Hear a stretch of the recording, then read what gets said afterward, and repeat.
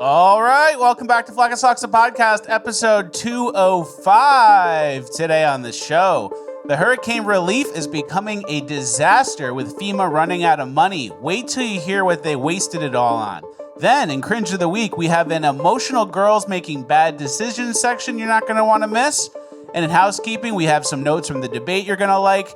And last but not least, in Urban Decay, cops can't be cops anymore, and it's robbing us of a high-trust society. All this and more, it's Flack and Socks, the podcast, episode 205, ranked the best new podcast of all time! Because words are just words until action actually starts. And actions speak louder than words, but at the same time, words speak louder than actions because sometimes it's the right thing to do. Very cool. Very cool. It's Flack and Socks, the podcast, featuring Richard Grabboy.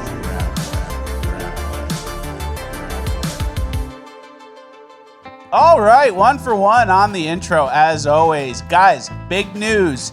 After months of fighting with government regulators, Farmer Bill's is back. The best beef jerky I've ever had is finally available again. As show watchers, you guys know that most of the food out there is filled with processed crap and seed oils because the bad guys want to kill us. Not Farmer Bill's though. Farmer Bill's beef biltong slices and slabs are seed oil free, preservative free, and nitrate free. The biltong beef slices are basically the Wagyu of beef jerky. They're my absolute favorite, and I highly recommend the sampler 4-pack. My go-to is the sweet chili flavor. I'm gonna read you the ingredients. Beef, apple cider vinegar, salt, clove, coriander, white, black, and red pepper. That's it. No sugar, no soy, no gluten. It's very clean and very delicious. I literally eat this stuff every day. And for an added bonus, all of the beef and bison Farmer Bill's uses are raised, butchered, and shipped in America. Get yours today at farmerbillsprovisions.com. It's linked in the description. Use code FLECKUS10 for 10% off. And as always, if you send me a screenshot showing me that you made a purchase, I will follow you back on the social media of your choice. FarmerBillsProvisions.com is the website. Go there today. FLECKUS10 is the code. And last but not least, Farmer Bill is a show watcher. So it's a full 360 win. Go get your healthy snacks today. Now let's get into housekeeping. Farmer Bill's Provisions, the perfect protein snack.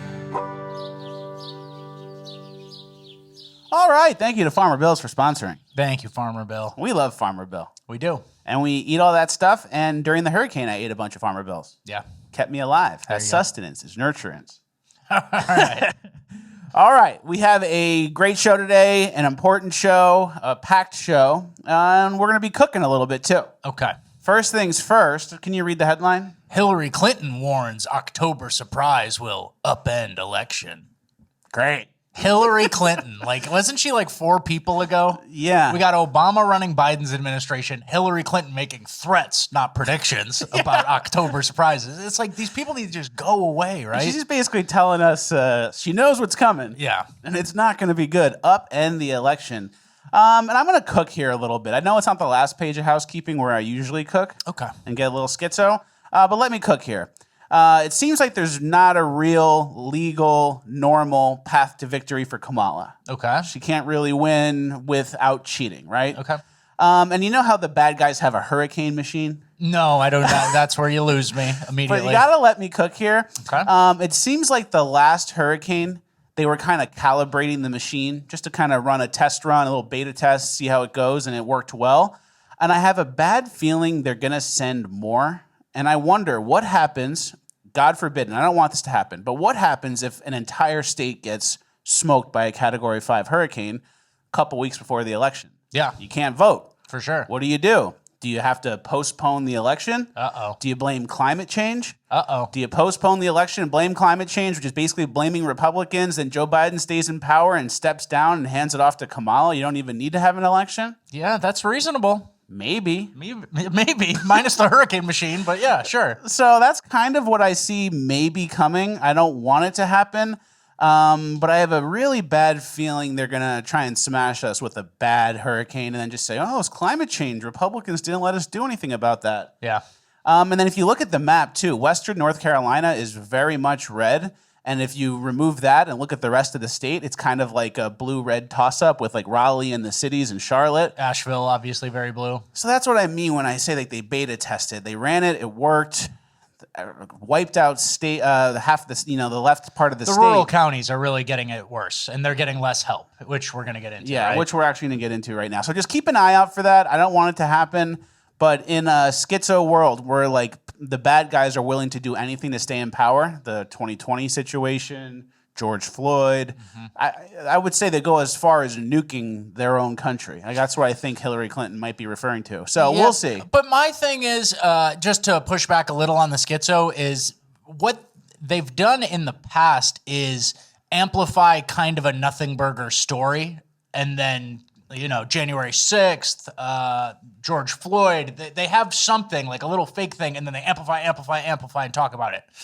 So as opposed to hurricane machines wiping out a whole state, I don't know. I think they need even less than that for the media to get behind something, right? Yeah, maybe. So, but they're desperate, and it's a big one. Balance in the podcast, right? It's good balance. The truth is somewhere. Yeah, and we'll see what Hillary Clinton has in between us. Right? Exactly. All right, let's get into the hurricane response section.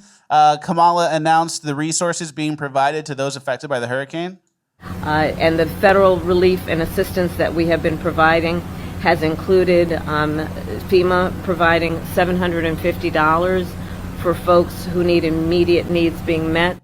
Wow, $750. $750 one time, cut a check. The whole town gets swept away by a mudslide, and here's $700. There's no road, there's no power, but $700 when all the stores are empty, that should help. Yeah, here's 7 blackjack hands for you.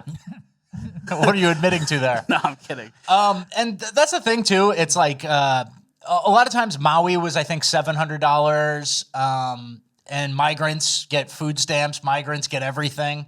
It seems like Americans, when it comes to Americans, it's kind of a get paid to shut the fuck up and go away, Whereas migrants and EBT recipients, which we've covered in Urban Decay, they get the subscription plan. They keep coming back. Yeah. So they're helpless. They're truly helpless. And Americans, $750, get back on your feet on your own. You should be all right, right? Yeah. You lost a couple houses here, $750. And then FEMA is now saying they're out of money. There's an AP article. Mayorkas warns FEMA doesn't have enough funding to last through hurricane season. Yeah, and the quote from the article says, "We do not have the funds. FEMA does not have the funds to make it through the season." And that was the first hurricane of the season, basically. Yeah, that was the first quarter, dude. And let's go over what FEMA does have money for, or did have money for, something I guess that's more priority. Yeah. Can you read that tweet? Well, this is a spending report from the Federal Emergency Management Agency grant in 2023. Amount, $106 million. Recipient, New York City Office of Management and Budget. Purpose, Shelter and Services Program for Migrant Assistance. So you got $100 million to house illegals. In the state of New York. In the state of New York. And then we have another about billion, it looks like, for 2024. Yeah, this was for fiscal year 2024. Homeland Security, which FEMA is under Homeland Security, will provide $640 million to enable non-federal entities to offset allowable costs incurred for services associated with non-citizen migrant arrivals in their community. $1 billion. Yeah. And then outside of FEMA, everyone knows $450 billion was spent in the last year for illegals and housing, healthcare, all the resources, money, cash, cards, all that stuff. New York City was $5 billion. We've had a lot of different numbers thrown around, but then when it comes time to help people who got American taxpayers who got wiped out, it's like FEMA's like checking around their pockets, like they pull them inside out. $700. I don't know. And then we had, one more, another service? That's it. I mean, we have the foreign aid list here. Yeah, the foreign aid list. And that's what we said on last episode. It's like now that we have actual emergencies, a lot of this shit that we've been complaining about the whole time, migrant costs, foreign aid costs, which, a show like us is constantly bringing up. Now it makes it even more egregious given that we don't have the funding for an actual emergency for Americans. $24 billion to Ukraine. Number seems low.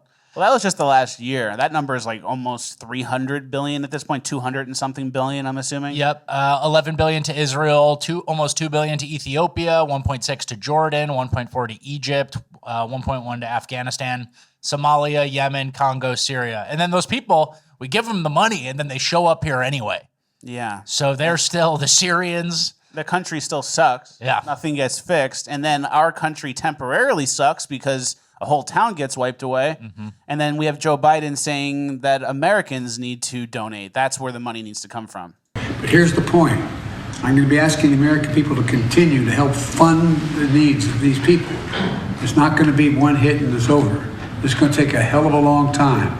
It's going to cost. Yeah. So it's us that needs to pay for it. Yeah, we need a GoFundMe for American towns, right?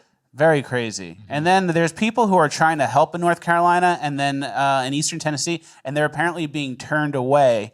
There's people who are trying to donate goods, and apparently FEMA's saying, just donate it to us and we'll give them out. People trying to save. There's a guy who tried to save someone in a helicopter. Yeah. And he had to do multiple trips because he couldn't carry that many people. So he took a husband and wife, took the wife first to a safe spot, and then before he can go back for the husband, FEMA told him, hey, you can't keep doing this. If you go back up there, you'll be arrested. So he basically just separated a husband and wife. Crazy. Thanks, FEMA. So no one's allowed to help. And then this woman did a video about what's going on as well. It kind of sums it up. We got a notification from FEMA. I'm guessing that's FEMA for Tennessee. I'm not exactly sure. But they were like, do not donate your time. We don't want you to donate time unless we ask for you. And we don't want you to donate stuff to other people. You need to just donate money and stuff to us and get your instructions from us and listen to us. What? And then they said yesterday, we don't go into areas that the roads are not easily accessible. What? You are the disaster relief people. Like, that is your job, to go into the areas that are hit by disaster and provide relief. Not to just go to the easy area and sit and wait for the people that are in the disaster area to be able to come to you.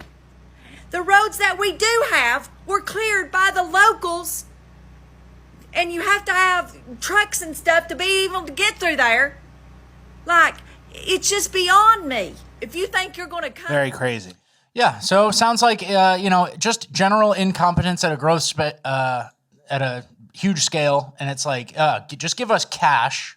We'll misappropriate that. We won't be able to get the inaccessible roads and the people who truly need it the most. And it's just bad, man. And it's kind of a reminder to have some things prepped. Yeah. Maybe it's time to start prepping. Because, I mean, inevitably, if there's an emergency, like, you get incompetent, low IQ people responding. They stand around, they're not exactly motivated. They're thinking about equity. Yeah, nobody's coming to save you type stuff. Count on your neighbors. Make sure you know your neighbors. And, all those little lessons are just being reaffirmed. Unfortunately, very true. All right, that takes us out of our hurricane recap, and we're going to get into our debate stuff. Obviously, it was a few days ago, but we have some points that I haven't really heard people make. Okay. So we have some things that are worth listening to, in my opinion. First of all, the visual summary of the debate. Deer in the headlights boy versus the Chad looking into the camera office move. Jim from the office move. That relates with the women. Girls love The Office. And there were a couple times, this might sound schizo as well, but let me cook on this. There were a couple times I thought Tim Walz had an earpiece in because the tone and emphasis and the way he was talking, I would hear his answers and I couldn't even understand what he was saying. So he was just talking and going on, but because it sounded like he was just repeating what he was hearing.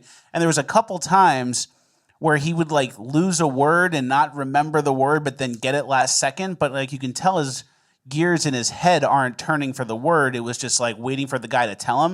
And I have a clip here. Listen to how he says Gaza in this situation. It really sounds like he's just repeating what the guy in the ear is saying. Final voice in the Situation Room. Would you support or oppose a preemptive strike by Israel on Iran? You have 2 minutes. Well, thank you. And thank you for those joining at home tonight. Let's keep in mind where this started. October 7th, Hamas terrorists massacred over 1,400 Israelis and took prisoners. Israel's ability to be able to defend itself is absolutely fundamental. Getting its hostages back, fundamental, and ending the humanitarian crisis in Gaza.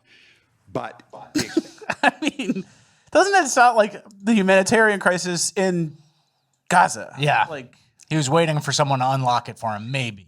Maybe. And then we have him here. It's doing the symbol to Pete Buttigieg, who's probably the gay guy in his ear. Oh, yeah. Trying to tell him, like, hey, thumb scratching. My earpiece is malfunctioning. Drug mules, among other things regarding children. The drug mule. That's the symbol. Yeah, that's the symbol to Pete, Mayor Pete.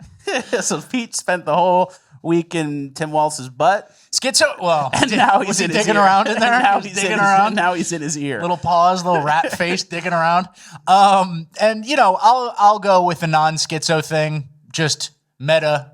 Like they start off the debate asking about Israel. That's what the American VP debate is That's about. a good point, too. Israel, gun control, climate change. You know, come on. Israel. Ask about Israel again. There was one point where Tim Walz was like, oh, yeah, just wait till we get to healthcare because he didn't want to talk about something. Yeah. Pretty pathetic. And then I also had a theory that maybe he had projector contact lenses. Okay. 'Cause he was kind of looking dead on and then just like reading a script and he didn't have the emphasis and tone where needed. So that could be it. And then he had that big eyes moment where he had like his eyes big and looked stupid. Yeah. And you'd look at that and go, oh, this guy is weak and out of control and not very sturdy. I don't really trust him. Yeah, he's shell-shocked. Yeah, like a deer in headlights. And then the media covers for him. Waltz's wide eyes show his passion. That's the best. And this is Politico, I think, who covered for it. That's the best is when there's a body in the wreckage and then the media has to find a way to spin it. The more wrecked the person is, the harder to spin. And it's like, there can't be a single person on earth who believes this, right? There can't be someone who slurps this up and goes, yeah, he's passionate. He wasn't fucking rattled. I swear he wasn't rattled. Eye-popping can sometimes be a sign of surprise, but for Walz, it simply revealed his emotional intensity, like during an exchange about abortion. So he really wants to kill the kids. Yeah, he's passionate. Yeah. And then J.D. Vance, who just looked normal, his beard was actually, it matters. He says, yes, Vance's beard matters. Vance is the first White House wannabe to wear facial hair in 80 years. Research indicates that voters see beards more masculine. That can be positive to some, but to others, especially women, it can be negative, conveying aggression in opposition to feminist ideals. So if that's what they're talking about, you know it was a massacre, right? Yeah. If they're talking about still images from the debate and how being wide-eyed is actually good, then you know Politico really had nothing to say, right? Yeah, and then someone summed up the debate, which I thought was pretty good. Can you read the original tweet and the response? Well, there was a big moment in the debate. A lot of people, I assume, kind of didn't see it. It's more of a... That's what I was getting in my DMs. People were like, I'll wait until you guys recap it for us. But there was a moment where he got fact-checked about the Haitians in Springfield who are here legally with the biggest air quotes ever because they filed for asylum on an app and basically got temporary protected status in America, which Trump is going to reverse. He already did reverse temporary protected status for Haitians in 2017. So he'll just do that again. And so there was a moderator point where she tried to say they're here legally, but it doesn't make sense. And so this woman said, J.D. Vance talking over the female moderators, we women have all been there, over-talked by an entitled mansplainer. And then someone quoted it and said, talking over the female moderators is basically what's needed at scale. That's where we're at. Yeah. We don't need to be fact-checked. We'll let the power brokers cook. And let's do some decisions on behalf of actual Americans and not the longhouse, right? Yeah, exactly. And then someone made a joke. Somebody told Tim Walz to scribble on a piece of paper every time he wanted to flail his hands. Yeah. Because he was constantly writing things down, which is weird because he doesn't seem like a note taker to me. Yeah. He doesn't seem like a real thinker who's like writing his ideas. I think it was just probably easier to hear the question, and while Vance is answering, the guy in the earpiece tells you what to say, so you don't have to like listen and repeat at the same time. That's tough. Yeah. So and then occupy your hands thing so you don't flail. You don't flop around. He wanted to get crazy with it. And then there was another meme that happened, that yelling leftist girl looks exactly like Tim Walz, which is good. Yeah. And then Tim Walz also said that his son was involved in a shooting, or there was a shooting maybe at a school or somewhere. There was a moment about gun control, and he said, Tim Walz said that his son witnessed a shooting at a gymnasium, like at a school event. So we looked into that. Yeah. Because it sounds bad. It sounds like a school shooting. Yeah. And here's who it was. The shooter was sentenced last winter. His name is Xavier Binford Jr., 27, and he was sentenced to more than 10 years in prison for shooting a 16-year-old after getting into a fight. Yeah, so that's who did the school shooting. And then Tim Walz also said Finland has a lot of guns, but not a lot of gun violence. We should be like them. Yeah.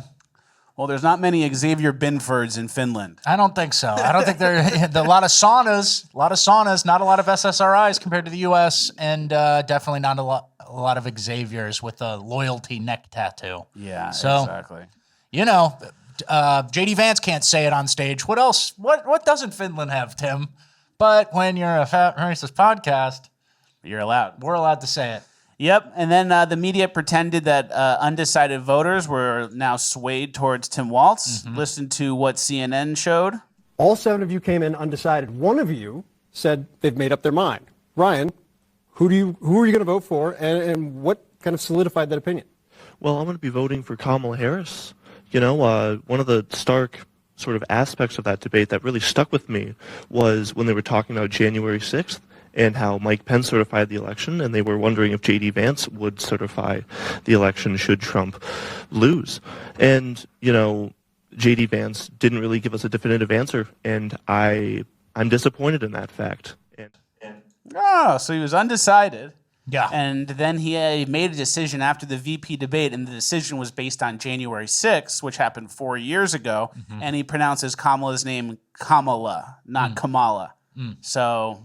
And then he looks like the typical white dudes for Kamala. Yeah. So that was a total undecided regular guy voter. He didn't decide anything until the January 6th answer 4 years after January 6th. Got it. You know, I don't know who to vote for, but January 6th, 2021, that's an infamous day in our country's history. And then talking about J.D. Vance possibly certifying anything, he's not the vice president, so he won't be certifying anything in this election. It doesn't mean anything. You know? And then he wouldn't be certifying in the next election either, right? Because Trump wouldn't be running again. No, I guess he could, yeah. And it's tough to see that it's actually nice to see, that CNN has something other than, I need to kill the babies. It's January 6th or the abortion argument, when abortion's not even on the ballot. So that's what ties their hands with their independent voters. They have to come up with like a couple new things. And yeah, big time. They thought this would sound convincing to the CNN audience. Yeah. And then Tim Walz, surprisingly, debate night was not that floppy. Yeah. Come on. You know how many advisors you have? Guys, please, Tim, do not flop. I think they attached his elbows to his side and kind of just kept him here. Like a medieval corset. He was kind of trapped in and all he had was this. But once he got out, he started letting it rip again. Yeah. Here we go. Here he is. Yeah, there he goes. What kind of man does that? Nobody. The guy's a freak. The whole family hates him for allegedly, a lot of reasons. Yeah. Oh, man, that's sloppy, Tim.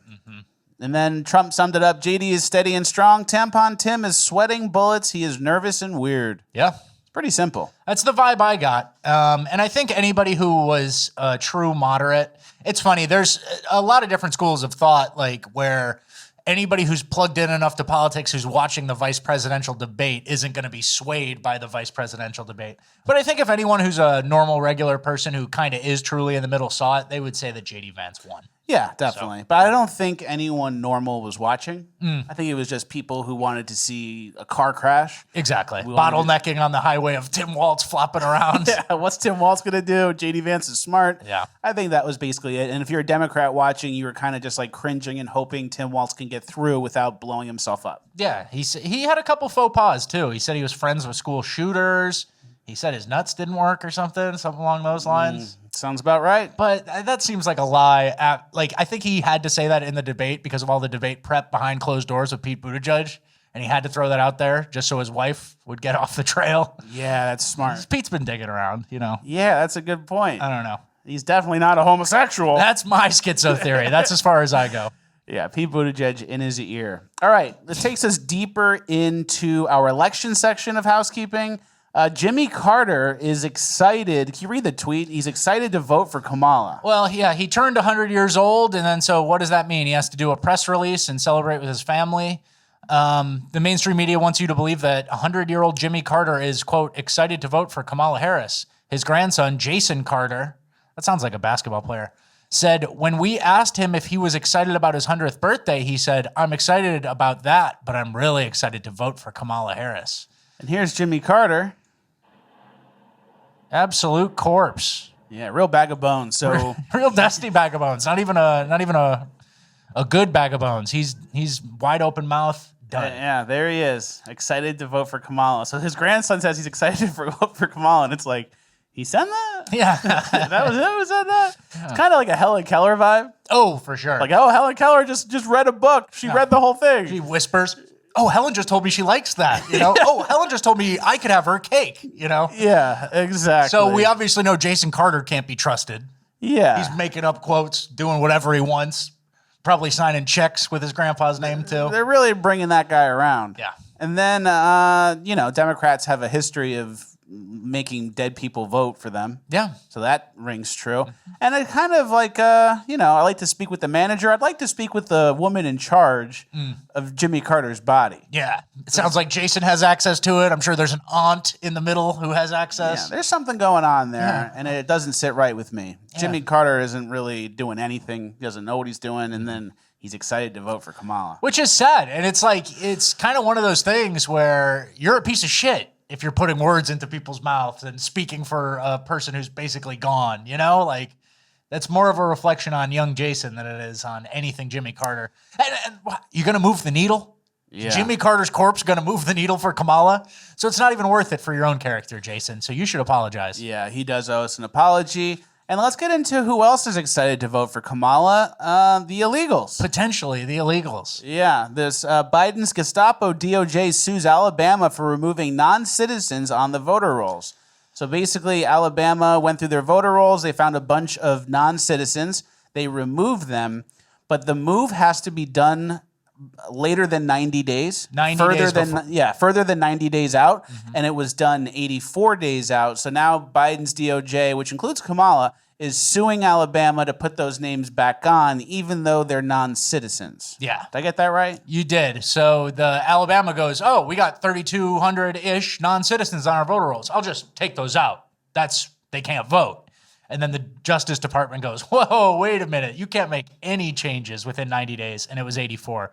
And so it's just like our tax money is going to, a prosecutor who has to go to court. And then Alabama taxpayers have to fight in court over non-citizens. Being on the voter roll. Which, how'd they get there in the first place, right? Yeah, and then a similar thing is happening in Arizona. There's a video for it. Now, this new data set, as they're calling it, brings the total number of people impacted to 218,000 instead of the 98,000 we first reported. These people were mistakenly marked as having provided documentary proof of citizenship. And Arizona voter registration database now has correctly flagged the impacted individuals. Election officials say they will contact the affected Arizonans with information regarding their status after the general election. That means for now, the Arizona... So you have 218,000 people in Arizona, which is like the swingiest swing state. Yeah, it's going to be won or lost by a 10,000 margin, probably. And then you have 218,000 people who haven't proved they're citizens, so you flag them, and they go, oh, we'll deal with that after the election. The most important election of our lives. Got it. We'll deal with it then. So it gives you a little sneak peek behind the curtain as to what they're trying to pull off. Ugly. Yeah. And then this woman is like an influencer type lady, has an account. She's talking about how you can get paid to tell people to vote Democrat. Hi, I'm Cecilia. I want to tell you about a really cool opportunity you have to get paid. This election, we want you to talk to your friends and family about voting for Kamala Harris. It's easy, it makes an impact, and you can earn up to $200 for it. Click to learn more now. Yeah, so that ad's going around. It's AI. It seems like AI. It's the crazy. voice sounds like AI. Yeah. And I have a feeling that's what the Pennsylvania teachers are getting all the 18-year-old students to register. My daughter in class. Yeah, I remember. I think there's something overlapping there. Okay. Or maybe it's not the same exact program, but a similar pay per sign-up, pay for registration. Mm-hmm. And those teachers are taking advantage of that. I have a feeling. And then also keep in mind, Democrats forever prided themselves on being the party that wants to take money out of politics, get the big money out of politics, and now it's, hey, don't tell someone to vote for Kamala, we'll give you $200. Yeah, $50 to come to a Kamala rally. Who fucking wants it? You need a Southern accent, right? Completely lost everything, all the values. Yeah. We mentioned this last week, but we didn't get to it. Rat Boy, this is kind of like up your alley. This is what you liked a lot from last episode. Yeah, well, I just wanted to get it on the record. This was a poll done across like 31 states and a bunch of voters. And it was the most left-leaning names by age and most right-leaning names by age. Mm-hmm. And it's just kind of, you know, we've been talking a lot about anecdotal evidence, listening to your gut. And this is kind of one of those proof of that you could just kind of read a book by its cover. So can you read the right-wing names first? Yeah. I'm going to go straight down. Yeah. Yeah, I'm going to go random. Gracie, Bailey, Lacey, Darla, Dixie, Leanne, Jolene, Brock, Colton, Heath, Cody, Chad, Galen, Brett. Those are some people that will help you if your house gets swept away by a hurricane. Scotty, Clint. That's good stuff. That's good Americana. And let's go down some of the left-leaning names. Imani, Ayana, Tamika, Latoya, Latanya, Willie. Oh, Willie. Malik, Jermaine, Jamal, Abdul, Mohammed, Nathaniel, Demetrius, Tyrone. A little different. Shaniqua's even on the list. LaShonda's on the list. How is LaShonda the most popular name? Crazy. For anybody. From age 35 to 45 for women. LaShonda. So it's one of those things where you already knew it and someone made data that confirmed what you already knew. So I don't know, man. Who would you rather have help from? Who would you rather work with? Clint or LaShonda? Yeah, you're hanging off the edge of a cliff. Who's going to pull you up? Brock? Brock, Chad, or Mohammed? Or Tyrone, who's going to let you fall and go through your pockets after. That's bad. All right, last piece of our election update. Kamala Harris's husband, Doug Emhoff, apparently, so it says Kamala Harris's husband, Doug Emhoff, forcefully slapped ex-girlfriend for flirting with another man in booze-fueled assault after date to star-studded gala. Yeah, nice job, buddy. That was pretty good. You got through it. I kind of botched it almost. I know, but you got through it. You got through it. So yeah, that's how Tim Waltz was talking at the debate. I know. Like I'm reading something and I don't know what I'm saying, and I know I'm not communicating it perfectly because I didn't emphasize and do the right syllables. Yeah, like you're not thinking, you're repeating. The wrong You're emphasis going one on the by wrong one. syllables. Exactly. So this is just a nasty rumor. This is a little October 1st surprise, maybe. But Doug Emhoff, basically this story was a woman who's trying to stay anonymous and 3 of her friends who contacted the Daily Mail. And they all were like, she came to me right after he hit her. And the accusation is he slapped her in public, like on the street, like, you bitch. You. So accusations for the male feminist there. And, I guess that's a recent phenomenon. That's a reformed male feminist, which is kind of something we've said. A lot of the guys who act too much like a male feminist, there might be some skeletons. That's a good point. And then also apparently he paid $80,000 in hush money. To the nanny? Which I thought was illegal. Yeah. Or Trump got in trouble for that, right? And then he's not, you get this guy on the trial, get him on stand. And then he's wearing a Proud Boys shirt. Yeah, good for him. He used to be a whole different guy. He looks like, what's his name? That actor who takes that movie where the guy's beating everyone up. You're horrible. Jason Statham. You think he looks like Statham? I think he looks like Statham mixed with Cernovich. He looks like Statham in that. All right. But, That's a little crazy from you. It's kind of a compliment. I know. All right, well, we're moving on. Okay. We're in a migrant section now. Okay. Thank you for letting me know. Remember in the debate and earlier in the show, we talked about how they tried to fact check J.D. Vance and say that the Haitians aren't illegal because they came legally through a process that involved that app. It's like the flimsiest legal status you could ever have on Earth. And the Haitians have it, right? It's like, oh, they're not illegal. They're all here legally. They came through the app. And then, well, what's the process to go through the app? This guy did it. After watching that vice presidential debate last night, I was curious just how easy that CBP1 app was to use. So I downloaded it.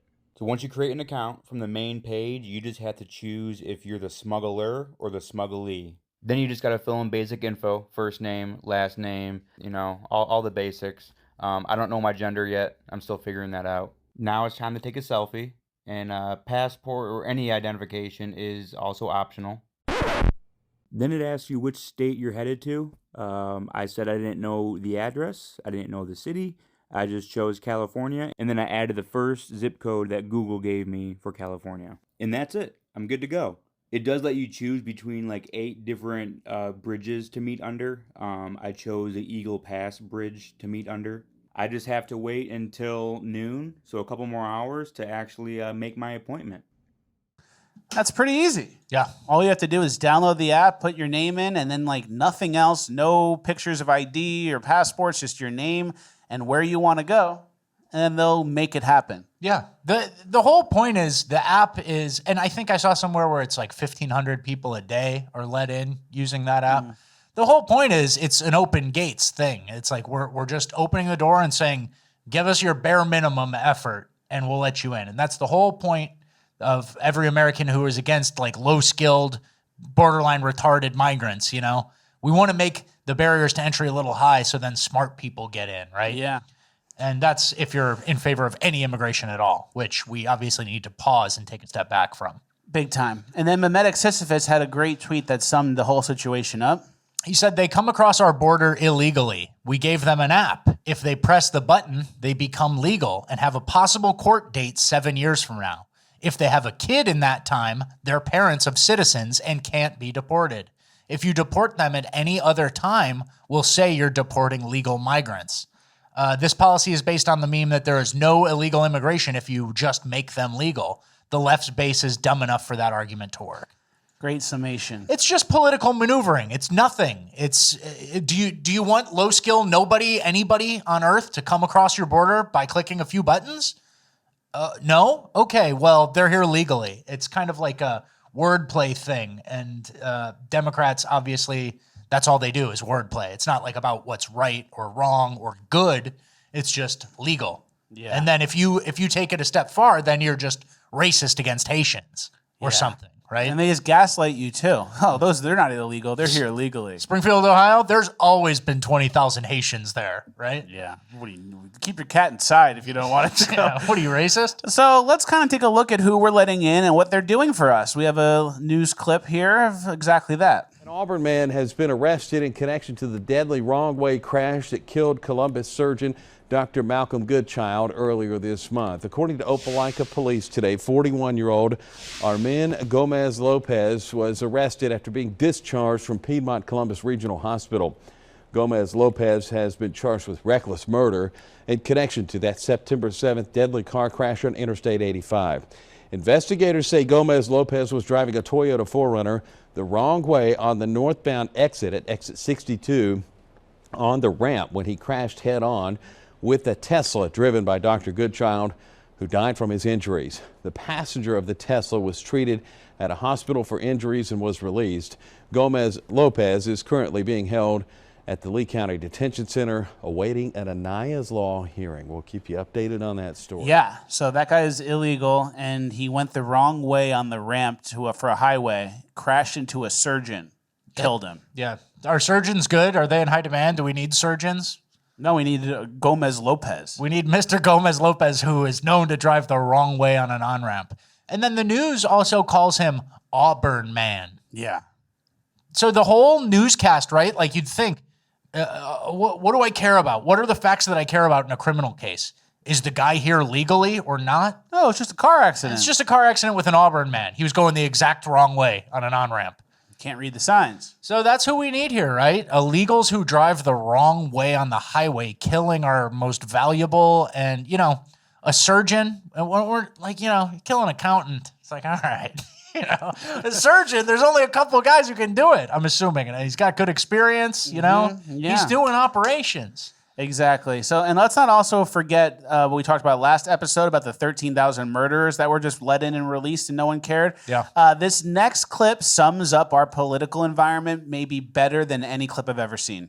You know what I can say, Jim? I can say that 13,099 murderers were let into this country, 16,000 rapists, 425,000 people in the last 4 years have been let into this country by Kamala Harris and Joe Biden's own Customs and Border Protection that are running around this country, Jim. The other thing, too, it's Kamala Harris. Crimes. I don't know. Why do you guys say Kamala? That is, it's Kamala Harris.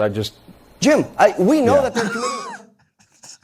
So there's 13,000 murderers here, and then Jiva Costa corrects the pronunciation of Kamala. Yeah. Hey, the house is on fire. You need to fix your tie. Right? Tighten up. The house on fire. You need to fix your tie. Exactly that. Yeah, the boat's sinking. Somebody grab a mop. There's a million different. This is retarded people in charge of our country right now. And then the whole Kamala thing, like that was never even talked about in 2020 when she ran. Who cares, man? You know, when she was running for Senate, no one ever said anything. But now it's just like an excuse and like a little piece of evidence as to like, oh, they're mispronouncing her name because they don't like a black woman taking the lead. I mean, to be fair, it gives them an out. What else is Jim Acosta gonna say? Oh wow, 13,000. That is a lot, you know. So he has to have something. And but if you're paying attention, it's as pathetic as it gets, right? Big time. And then I saw Jim Acosta. I was gonna say in line at the back of the throat doctor, but then I'm there. So tough break. Yeah. Sorry guys, abort that one. What were you doing there? And then obviously with the election coming up, all the illegals are trying to get here as fast as possible. Yeah, it's last call for alcohol in the Biden administration. More migrants are on the way. Looks like there's a rush right before election. More and more migrants have been showing up at the Roosevelt Hotel in NYC as well. Well, let's take a look at who's coming. Here they are. Here they are. We need them here. They'll be clogging up a DMV near you in no time. They'll be using their phone app to a loud black woman at the DMV, and you're just trying to renew your license. Mm-hmm. But they need all the documents. We have so many people that need help. We're recovering from a disaster from a week ago, and we're going to bring all these people here. Yeah. That's what they're doing. And then future voters, it's worth it for the Democrat one-party rule, right? So who would ever think this was a good idea? I know a guy, Tim Walz. Fat Tim Walz. Fat Tim Walz. We have more refugees per capita than any other state. That's not just morally a good thing. It's our economic and cultural future. This beautiful diversity we see out in Worthington when I'm there, you see 50 languages spoken in the school. Great. 50 languages in the school. Is that good? Is that good in any way? Can someone, like, they say this beautiful diversity. Can you explain why that's beautiful or what that could possibly help? Well, it makes it harder for the people who speak English to communicate, and everyone's equally fucked. Yeah, no one can talk to anybody, but like someone's kid might learn another language at some point or something. So then they can communicate with all the illegals better. Yeah. So everyone's got to learn Spanish. That's a beautiful thing. And then now we're full of illegals. Yep. We have a clip here. A Somali person who's a non-citizen became a cop in Minnesota. Tim Walz's state also. The Minneapolis Police Department swore in new officers. And that includes its first ever female Somali officer. Ben Henry was there and shares what she and other recruits hope to accomplish. Lots of hope there tonight, Ben. There is. The department now has its first ever Somali woman officer and permanent resident, which is a non-citizen who's lived in the community since she was a child. Lindsay, you said it, one word that was used a lot tonight, hope. Mayor Jacob Fry says he sees and feels the department building back up, not just in numbers, but in culture. Jacob Fry. Yeah. You know him. We hate that guy. Little twink dancing boy. Little twink dancing boy, George Floyd, sellout, cried at the coffin. Cried at the coffin of George Floyd, yeah. So Somali, foreign-born, non-citizen, that's a cop now. She'll be pulling out her gun and thinking it's her taser and shooting someone in no time in Minneapolis, right? And she'll be equaling past wrongs with white people, probably. Oh, yeah. She's got a chip on her shoulder. Yeah, got a chip on her shoulder. White cops are a big problem. George Floyd. White people are colonizers. We're going to settle the score with the non-citizen cop who's going to go after white people. Pull over a Somali, I'll let him go. Assalamu alaikum. But so one thing about this, weird, doesn't it feel weird to hear the news, all the white news people who are kind of Minnesota natives almost talking about this? Like, yeah, and non-citizen cops in America. That's what we're up to now. Mehmet Sisyphus had a really good point about this, and I'm going to read it. He said, people hate the media because they treat every story, no matter how novel or controversial, as common as a cold front moving in this weekend.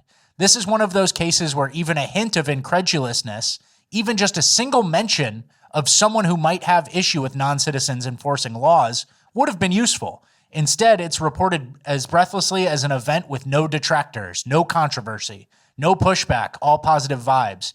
You can only see so many reports like this before you decide the people reporting aren't worth trusting on any issue. That's how it feels. And that's the same thing with the Alabama case, the illegal who killed the surgeon by driving the wrong way on the highway. No mention of the illegal. No mention of like, wow, this is getting bad. The ladies on The View or on Rachel Maddow's show, they laugh when illegal immigration is a top issue for West Virginia, right? Yeah. Remember that we played on the show? And so the commentators laugh, the news people just report, and you're just left wondering, does anyone have a problem with this? Is this okay? Can non-citizens effectively be police in America? I don't think so, but nobody's even having that conversation, right? Which is why our show exists. Yeah. That's pretty good for us. I know. It's called a gray area, and we have to fill in the gaps like caulk. Like Pete Buttigieg would. Careful, buddy. All right, well, that is the end of our normal housekeeping. Make sure you guys use this opportunity to tickle the post, help us juice the algo, leave a like, leave a comment again, then start yapping. Notifications need to be on, PO Box needs to be full, past episodes need to be watched. This is the page of housekeeping where I can say whatever. I kind of used my schizo housekeeping on the opening with the hurricane machine. Yeah. So all I have on this is collagen makes my knuckles go hairier. Me too. And my chest hair go hairier. We've been taking a lot of collagen recently, which is kind of a hot supplement, right? Like, yeah. Isn't it increasing by a lot of people? Yeah. And then I have old man knuckle hairs now. Yeah, and I got a long eyebrow the other day. Me too. A long eyebrow hair, and I had to pull it out. So I'm worried about the path I'm going down. And then my Are chest we accelerating hair, shit? My chest hair had like a curl to it, and I think there's like an extra curl. He added a second leg to the curl. So you got to be careful. That's it. That's all I had for that part of housekeeping. All right. Weather and hurricane machines, but then it's all just collagen, huh? I used it early. All right, that's the end of housekeeping. We're moving on to Cringe of the Week. All right, our first clip of Cringe of the Week is this. I don't even want to give it away. Okay. Let's just let it play. As many of you saw, I had an abort earlier this year, not only because I don't want children right now, but you want to know the real reason? I already have a baby. It's this one right here. And he cost me a lot of time and energy and money. And if I had to choose between a human baby's needs and this one, I'm choosing this one. Every time. That's why this fall, there's only one candidate protecting our reproductive freedoms. And if she doesn't win, don't make me choose between a human baby and this one. Because this one wins every freaking time. Yeah, it's a pretty bad endorsement for Democrats. It's like the last person you'd want. Like, nah, sit this one out. Please don't speak up on this. We can find other ways. Can you harvest a few ballots for us, though? Yeah, I'll give you $200. Yeah. So basically voting for Kamala because Republicans will make a society where you'd have to be more accountable for your actions, maybe. Yeah. Not even fully. And then obviously abortion is not even on the ballot this winter. But you tell that to them and they go, we have to vote for Kamala because of abortion. Well, it's not on the ballot. Yeah, but imagine if it was. Got to vote for Kamala. Yeah, something like that. And that's the funny part about abortion not being on the ballot and Trump saying that he won't even attempt to do any sort of federal abortion laws is that instead of taking it off, like abortion's off the ballot, they go, nah, but it's still so much more important than immigration, the economy, taxes, XYZ, that I'm going to have to play through this one anyway. You know, even though this election isn't about it, I'm going to have to pretend it is because that's my number one issue by so far. And something about this girl too. She says abor. I think she knows what she did was bad. Yeah, deep down there's some shame there. She can't even say the words on social media. She's above it, so she has to give it a cute nickname. Yeah, right? abor for killing a baby. And then someone made a good point on Twitter. They said, I don't think this girl would be able to sit through and watch an abortion for a dog. Yeah. If you showed her a dog abortion, she would like have a meltdown. I totally and then agree. A human abortion, for some reason, doesn't matter. And then this is maybe a controversial statement by me, but I think at a base level, pro-choice girls are sluts and deep down ashamed of their slutty behavior. And like, for the whole abortion argument, they're basically saying like, oh, I need to have a baby of some random guy I hooked up with. That doesn't sound good to me. Oh, I'm going to have the Uber driver's baby? When I'm going to have that line cook's kid? Yeah, you can't make me do that. And like at a base level, you know, a nice girl who's not constantly getting nutted in it has an easier time being pro-life.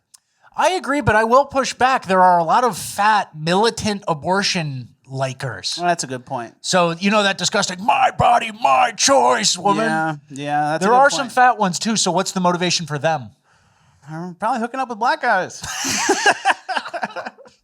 I'm guessing. I don't know. That's a good guess. Yeah. I actually don't know. I can't get too deep into the psychology. But yeah, this woman, she gets an abortion. She loves Kamala Harris. She has a pit bull who,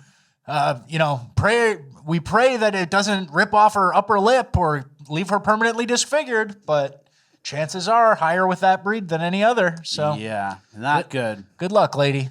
Good luck. Let's go to our next clip. So this is basically our emotional women making bad decisions section. So that was an example of one.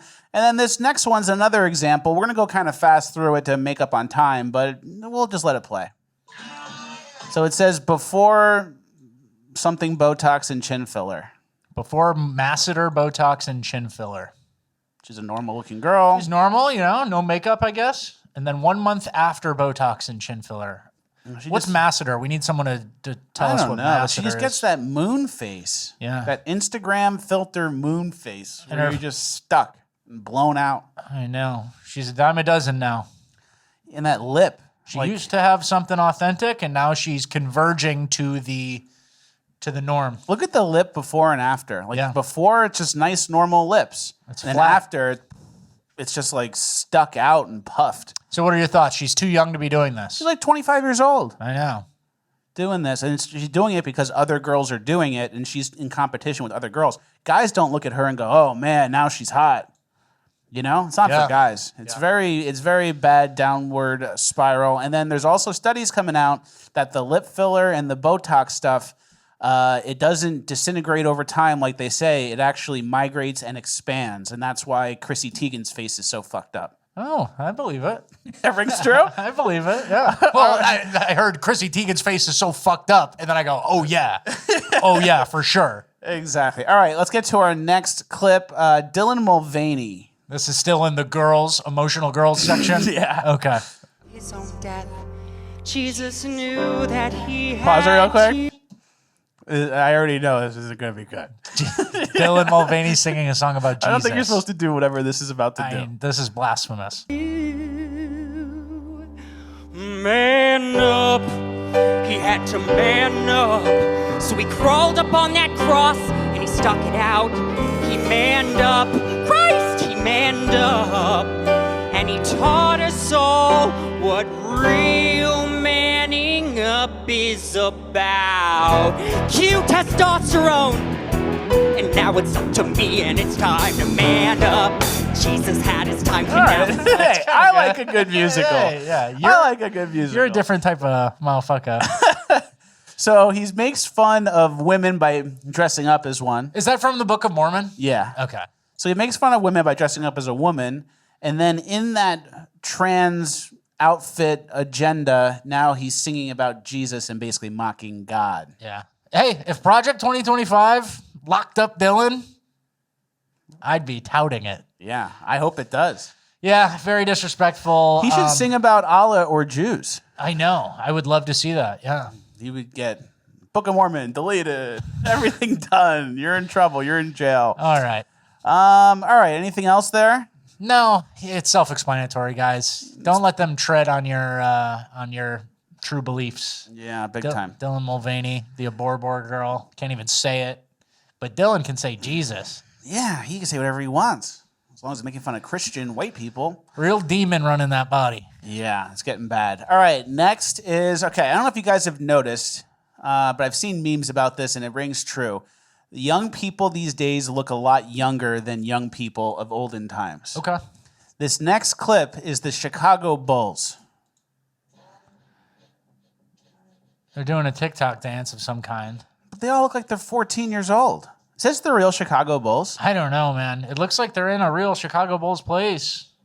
There's Benny the Bull. He wouldn't be there without him. These guys look like they're 15. I know. And they're doing TikTok dances. What happened? I don't know. I can't even comment. After Slender Man got drafted, I haven't seen one NBA thing. The long guy? Yeah, Wembanyama, Slender Man. Yeah, he's too long. They're too long. It's not even interesting. I haven't watched a single NBA piece of content ever. I wore a Knicks sweatshirt in the last episode, and I wore it to the grocery store, and then some guy goes, "Oh, are you a Knicks fan?" And I was like, like I'm from New York. Like I'm wearing like a 90s Knicks shirt. And he goes, "Oh, did you see their trade?" And I was like, buddy, unless it's about Latrell Sprewell and John Starks and Patrick Ewing, I didn't hear about it. I didn't see a thing. Yeah. So, I mean, it's good. I guess we're skipping this. Does that happen more as you get older? You just start skipping things? You're like, all right, I used to pay attention, but now I couldn't care less. Sometimes Rapaway does that to me when I'm telling him like a schizo idea. He'll just say, skip. Yeah. He'll do like a real life swipe left. Swipe up. I go next. I go, no, I'm skipping this one. Hey, Rapaway, the 5G It's really top. dumb shit, guys. It's, for me at least, it's like really sketchy. Yeah, but 5G tower beliefs. It's like worse than the hurricane machine. Hey, when everyone starts getting cooked, he'll come crawling back. How do I get the metals out? They're cooking us. I'll just be cooked. I don't care. All right. Next is this is a TikTok. This guy posts on a trans person's page who has a cat and says, "How do you know your cat is the gender that it is?" Ask a trans person the gender of their pet, and then ask them how they can tell. He said, "I like your cat. Is it a boy or a girl?" And she says, "Girl." How do you know?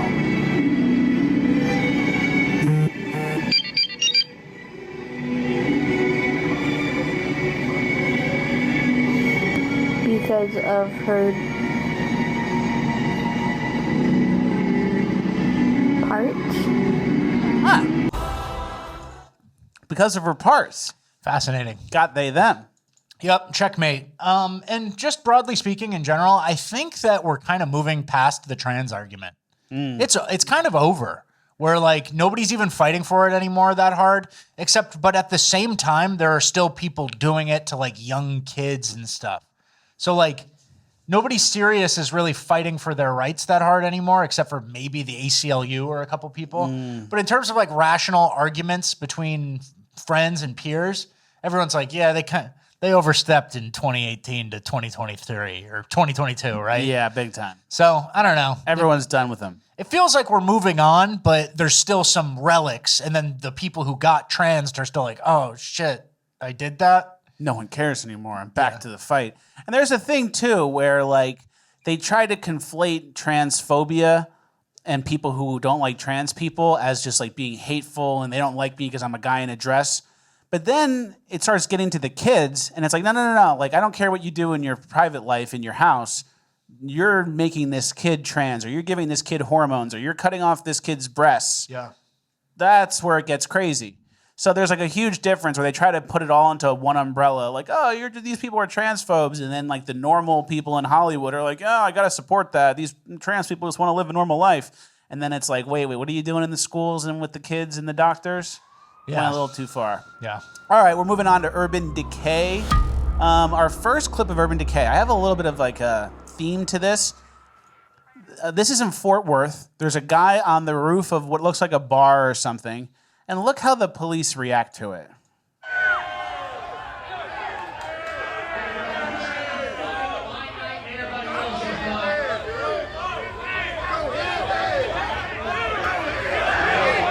What the fuck?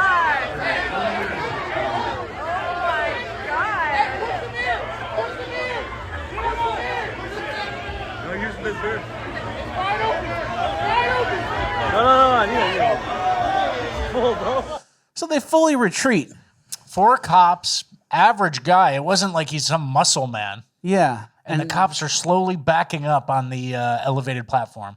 And the cops in the world before it got gay would have just jumped this guy, punched him, kicked him, put their knee on his back, bent his arm, got him handcuffed. Fuck him up a little. Fucked him up, roughed him up. And then everyone watching would have laughed. And then if you're a criminal thinking about messing with the cops, you go, oh, don't want to be that guy, better think twice. Yeah, I don't want my rotator cuff torn and like a boot mark on my face. You know, I shouldn't probably challenge cops to a fight on top of the bar's roof. Exactly. And then if the boys got a little rough, the chief of police would say, yeah, the boys got a little rough. Mikey's taking a week off. Yeah, Mikey can't come in for a week. And that's it. He's taking a week off to cool down. But because everyone's scared in this situation, oh, you can't tase him because then he could fall off the roof and then he could sue us and then we all get fired and we get into big trouble because everyone's going to side with the criminal. When like 20 years ago, it would just be like, oh, there he is. Let's go get him, boys. Billy clubs out. All right, let's all three of us from the front. He can't, one of us might eat one punch, but he's going down for sure. Exactly. And then that's obviously why we have criminals today doing whatever they want all the time. It's because they don't fear the police. They don't respect the police. And you might think like, well, we don't want police doing whatever they want and being unchecked. Well, I'd rather have the police doing whatever they want unchecked than criminals doing whatever they want unchecked. For sure. Because I'm not a criminal. Yeah. So if a cop is overstepping and he pulls me over and he wants to search my car or whatever, obviously that's an infringement, but it's better than getting carjacked because the guy got released from jail. Yeah, there's, we got to make a decision as a society, and I think the pendulum has swung too far in the criminal's favor for sure. And then also this guy, like somebody who's nuts and threatening to be under arrest on top of a roof. I said this to Fleckus earlier. I think a guy like this is more likely to win $500,000 from the Fort Worth Police Department than he is to be killed by the police. Oh, yeah. There's like though they roughed him up or you knocked him off, you got to pay up now. He broke his neck. He needs medical bills. So that fuels the fear from the police. 4 cops and they're retreating. Yeah. It's just a weird visual that you kind of... It's a bad sign of the times. They have to be the adults. They can't just say, no, you're a child throwing a tantrum. They have to be the adults, right? Yep. They have to cater to the outcasts of society doing bad antisocial stuff. Yeah. Okay. In Atlanta, there was a liquor store lounge club. A nightclub. A nightclub that got evicted, and look what happened when all the stuff got put on the street.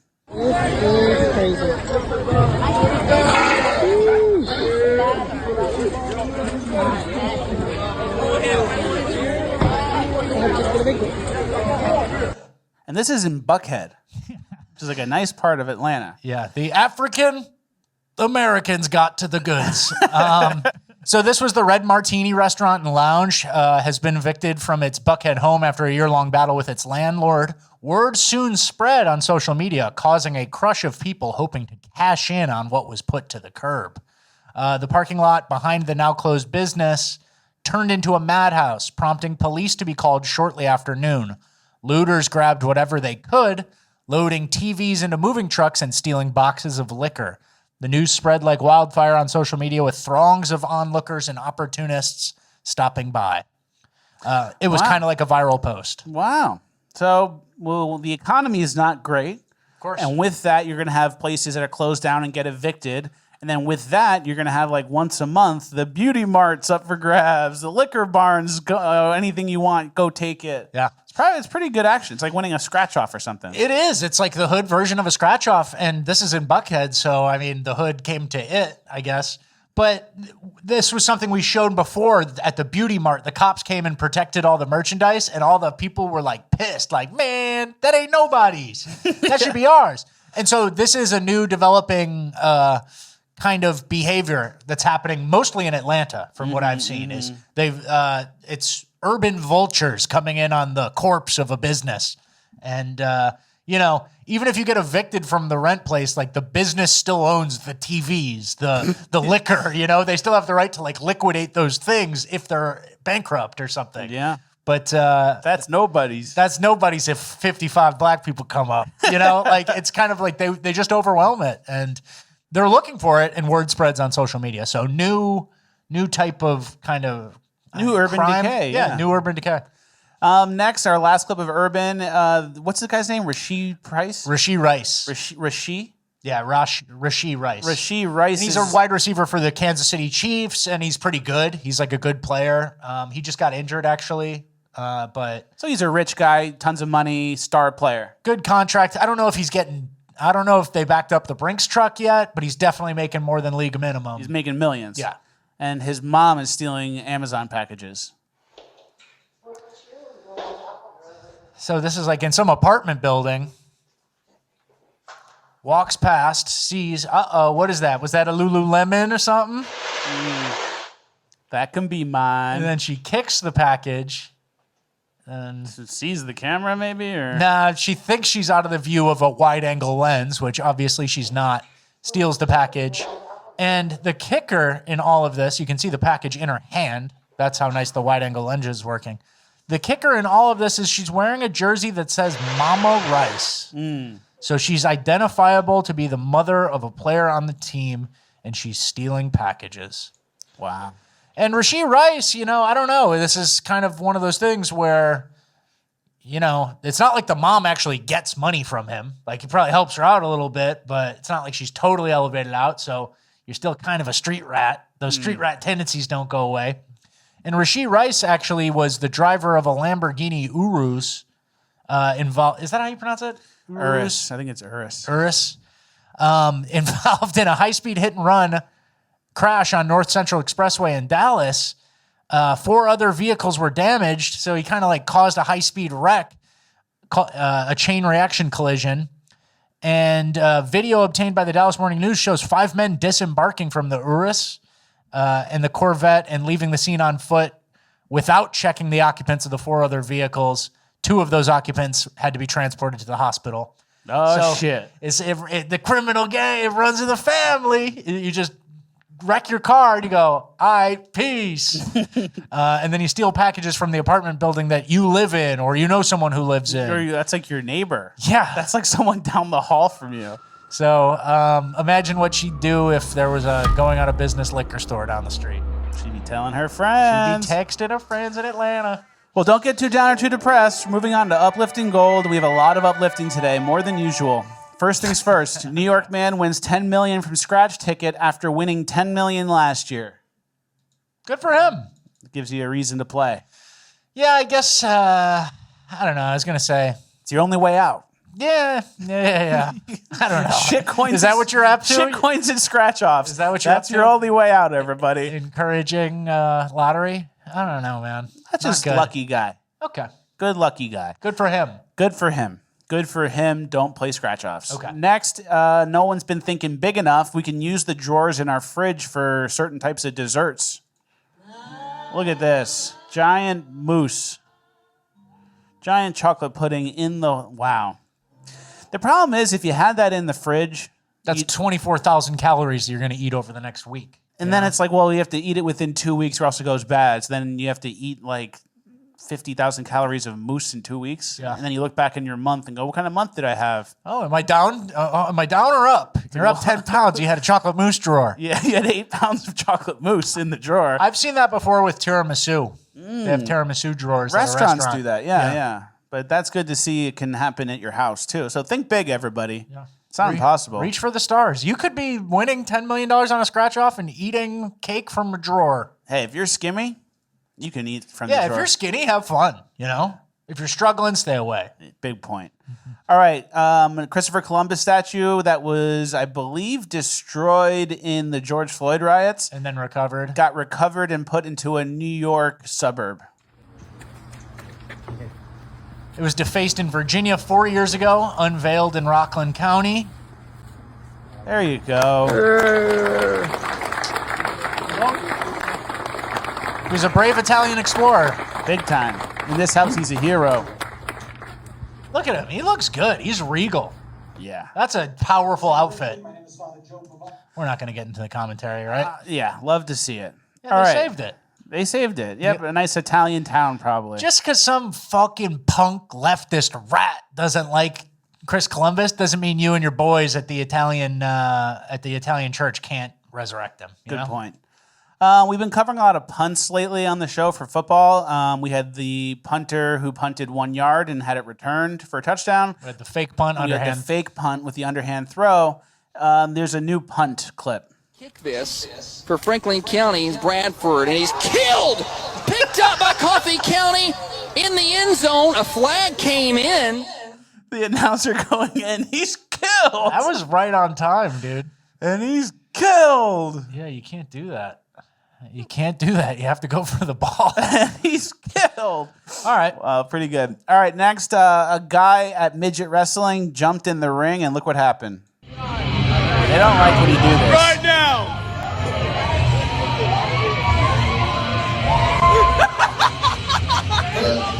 No! Oh, shit!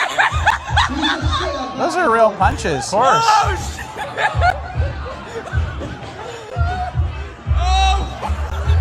You need to go a little further. Let me see your face. Holy shit. They really beat him up. Wrestling's fake until you try to get in on the show yourself. Yeah, they don't. They're like theater people. They don't like when you disrespect the theater. All right, let's skip this one. It's funny. This one's trash. All right, there's this app where you can sing. It's TikTok. It's like a TikTok trend. The TikTok trend. It's like a filter in TikTok where you sing and then the ball goes through the hole and you have to have the right pitch. And I've seen a bunch of these and it all ends the same way. Do, re, mi, fa, fa, sol, la, la, la, la, la. Joder, la, la.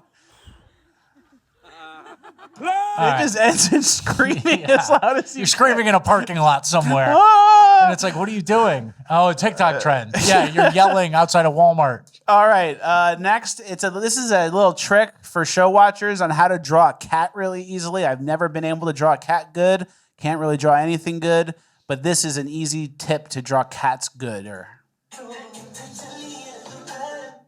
So you do 5, 5, 5, 5, and you connect into a circle. Draw the ears, connect the back. You see? You understand? Yeah. You don't like that? Who cares? What are you doing here? You guys know how to draw cats? I never draw a cat, and I never will. But now you can. Yeah, if you want to draw a 4th grade level cat, that's perfect. Give me that back. Now it's mine. No, give me that back. All right, last Pathetic. clip. Say, This beg is, me. please. This is a great last clip. It just shows how many people like us are out there ready to red pill people. How much did you pay for your first house? $18,000 with 17 acres. What year? 1989. When I was a kid, cars were thousands of dollars. A brand new car, like, I don't know, $5,000. I remember seeing ads. Houses were probably, what, $10,000, $20,000 when I was a kid. A dollar used to actually be worth something. But what happened? You know what happened in 1913? Federal Reserve. Look at a dollar bill. Federal Reserve note. Okay? Who's Federal Reserve? This is their money. Right? Who are they? Are they feds? Are they part of the government? Are they a private organization? Are they run by banksters out of Europe? Look back in 1913. See what happened. I'm gonna look into it. We got to save. Look at the money. Look up Federal Reserve. It's on your dollar bill. What does it mean? Who is it? Who started it? Are they us? Are they the U.S. government? Or are they something else? Pretty good. So you're doing a TikTok video and then whatever, and then you just get some guy who's ready to explain the Federal Reserve to you. Yeah. Love to see it. Yeah. Well, another Fleckus Talks in the books. Thank you. It's Friday? Yeah. Friday. It's Friday. Thank you guys for watching. Like, share, subscribe, all the good stuff. We're going to give a shout out to our Spectrum guy? Yeah, we can. We had a Spectrum man come to our house to fix our Wi-Fi. Our Wi-Fi got electrocuted during the storm. We think it got struck by lightning. Yeah. And the guy exactly. And the guy who came was a show watcher, saw every episode, and was kind of like surprised. He walked in the door and saw me and Rapboy, and he was kind of like, I'm a subscriber. And he is a subscriber since the Man on the Street Wooden Spoon days, which is cool. He said he's seen basically every episode. And then he also said he writes Fleckus Talks the podcast, best new podcast of all time, on the telephone polls. So that's a through and through fan. Shout out to you. Thank you for fixing our internet. We're not going to say his name just in case. Just to respect his profession and not let him get fired by some leftist. Yeah. Or someone gets mad and goes, did you know that your Spectrum people are doing this bad stuff for the podcast? I don't think anybody does that. I don't think any leftists watch this. Definitely not, especially not this late.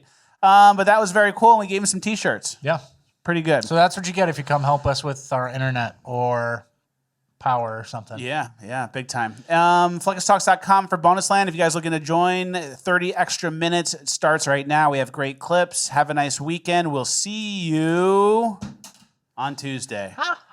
Someone turned this into a GIF. I slapped it and caught it, and it's on Twitter. It's a GIF now. Yeah. And it actually looks sick. I think that was Angela's husband. Oh, nice. So Gabe? I think he's making GIFs. No, they're brother and sister. So, but John. I knew He that. makes GIFs, but he did one for you He made a gif of you going like, ooh, but it was back in like the heavy days, big afro. He needs to delete that one, get you a new one. Yeah, delete that. But the pen one was cool. He liked that. You gotta shave it down a little bit. Yep. The hair's kind of getting back to the fat day hair. I know, you gotta cut it. You're being stupid. You're being stew. What, don't you have a plan with it? Did you say something? Well, you want to get a fuckboy haircut? You wanted to get a zoomer cut and a perm? Isn't that what you were saying off camera? You were trying to get a fuckboy cut? It's just an awkward time before this, when it's buzzed to when it's long. There's like a period So now you're going where it's long. all the same length. But so you're going long. I'm going long for now. You're not gonna buzz it again? Maybe I will, maybe I won't, but right now I'm not gonna. Yeah, you're gonna have to. You're not gonna have a choice soon. You see how far it's going back? My hair's still intact. That's a Norwood 2. No. Soon to be Norwood 3, buddy. No. Let me look up the Norwood scale really quick. We can do this in bonus land. We'll do it in bonus land. Say goodbye. All right, see you guys on Tuesday. La!